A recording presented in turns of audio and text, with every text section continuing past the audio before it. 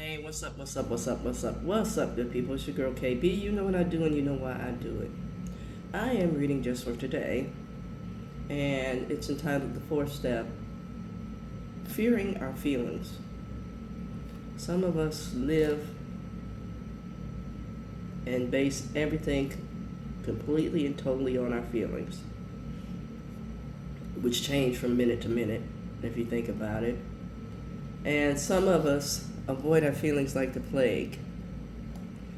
We live those lies, rooted in our feelings, but never addressing the feelings and why they're there, what precipitated the feeling. Hope that makes sense. Some of us are, like I said, super sensitive. Everything is rooted in our feelings. And then there's the other faction that we're denying our feelings, but we're operating and taking actions based on those feelings, but never talking about them.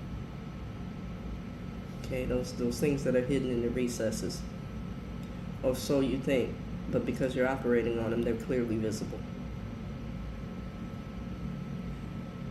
The writer says, we may fear that being in touch with our feelings will trigger an overwhelming chain reaction of pain and panic. For some people it does. Let's keep this real. Because they never dealt with their feelings. And then this new thing shows up and it's like, oh my God, what is this? Amen? And because many of us are in the practice of numbing them,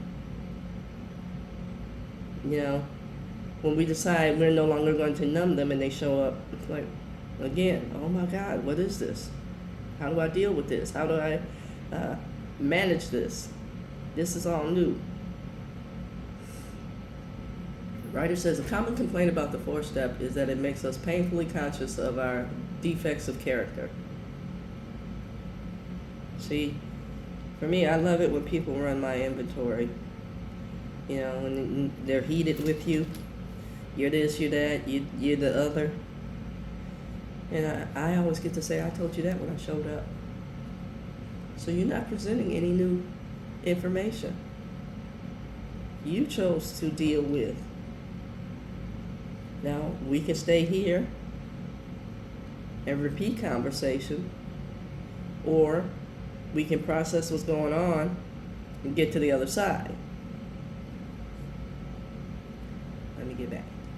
It says a common complaint about the fourth step is makes us painfully conscious of our defects of character.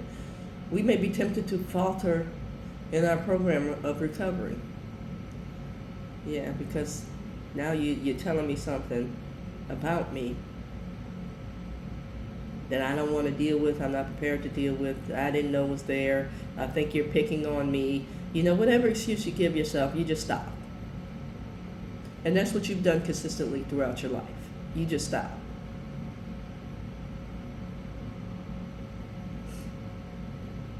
Through surrender and acceptance, we can find the resources we need to keep working the step. Hey, maybe it is there. Maybe I need to work on this. How is this impacting my relationships and my connections to people? How is this impacting me and my growth and development? See, that's what step 4 is about. It says it's not the awareness of our defects that cause the agony, it's the defects themselves. When we were using, all we felt was the drugs, or the sex, or the food, or the shopping. Whatever your rush is, whatever your numbing agent was, that's all you focused on.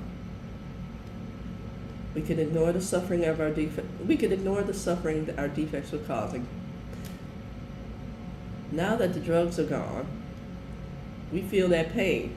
Refusing to acknowledge the source of our anguish doesn't make it go away. Denial protects the pain, it makes it stronger. The 12 steps help us deal with the misery caused by our defects by dealing directly with the defects themselves.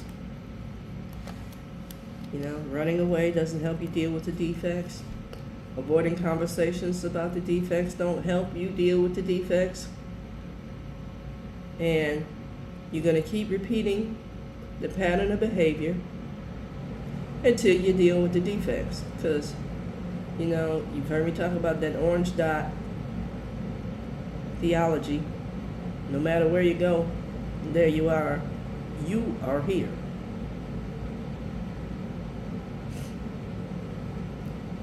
So the orange dot theology is the store directory. Yeah, it's like every mall has that directory, and it's like you're looking, and it's like that dot. You are here. You are here, smack dab in the middle of your confusion. You are here, smack dab in the middle of your disloyalty, distrust, lies, confrontations. It's easy to blame the other person, but you're in it. What are you doing? Since we hurt from the pain of our defects, we can remind ourselves that the nightmare of addiction, a nightmare from which we now awaken, we can recall the hope excuse me, the hope of release from the second step. Sorry, this cold is killing me. We can again turn our will and our lives over through the third step, to the care of the God of our understanding. Our higher power cares for us by giving us the help we need to work the rest of the 12 steps. We don't have to fear our feelings. We just have to continue in our recovery. Amen. Examine yourself. Bottom line, examine yourself, not other people. See, when you sit in your meditation, ask yourself, what am I doing with my life? Ask yourself, is it guided by Christ? Ask yourself, why or why not? Ask yourself, can I get on track?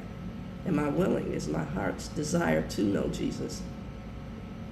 See, most of us have this kind of, hey, what's up, acquaintance with Jesus.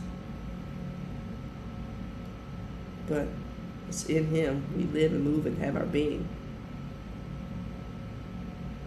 Amen? Not an acquaintance. Not, hey, Jesus is my homeboy. Jesus is my Lord.